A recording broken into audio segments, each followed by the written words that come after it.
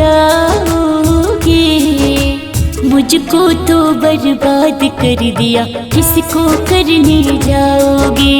मुझको तो बर्बाद कर दिया, किसको करने जाओगे? किसको करने जाओगे?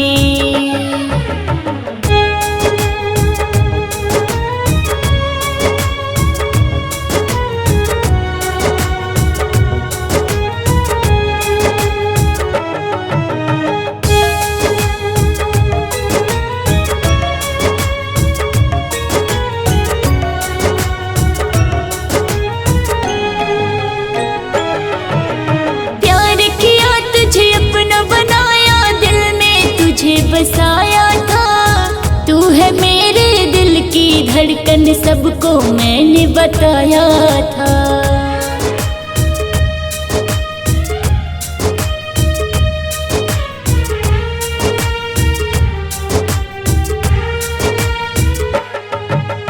प्यार किया तुझे अपना बनाया, दिल में तुझे बसाया था, तू है मेरे दिल की धड़कन, सबको मैंने बताया था।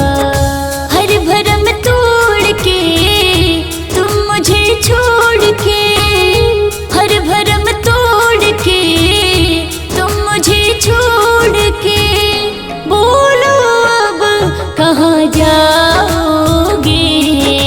मुझको तो बर्बाद किया, अब किसको करने जाओगे? किसको करने जाओगे?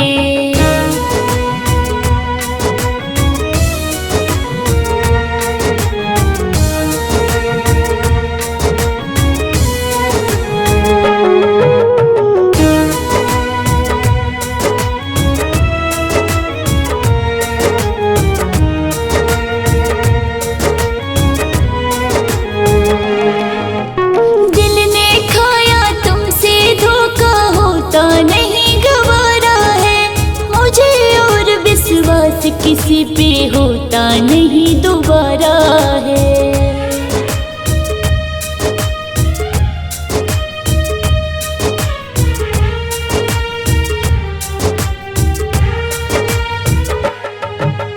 दिल ने खाया तुमसे धोखा, होता नहीं गवारा है, मुझे और विश्वास किसी पे होता नहीं दोबारा है।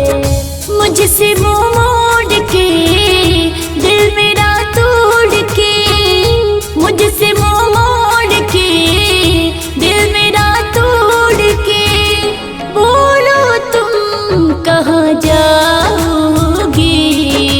मुझको तो बर्बाद किया, अब किसको करने जाओगे?